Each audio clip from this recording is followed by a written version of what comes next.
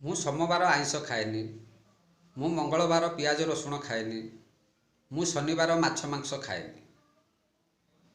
ଆପଣ ଲକ୍ଷ୍ୟ କରୁଥିବେ ପ୍ରାୟ ପ୍ରତି 10 ଜଣଙ୍କ ମଧ୍ୟରୁ 8 ଜଣ ଏଇ କଥା କହୁଥିବେ। କିନ୍ତୁ ଏଇ ଦିନ ଗୁଡ଼ିକରେ ଏମାନେ କ'ଣ କରନ୍ତି? ଏମାନେ କାହାର କ୍ଷତି କରୁନାହାନ୍ତି ତ? କାହାକୁ ଅପମାନ କରୁନାହାନ୍ତି ତ? କାହାକୁ କଷ୍ଟ ଦେଉନାହାନ୍ତି ତ? ଯାହା ଉତ୍ତର ମିଳିବ ତାହା ହିଁ ତାଙ୍କର ବ୍ୟକ୍ତିତ୍ୱ, ତାହା ହିଁ ତାଙ୍କର ସଠିକ୍ ପରିଚୟ। କୌଣସି ଖାଦ୍ୟରେ ମଣିଷର ମାନସିକତା, ତା'ର ଚିନ୍ତାଧାରା ବଦଳିଯାଏ ନାହିଁ।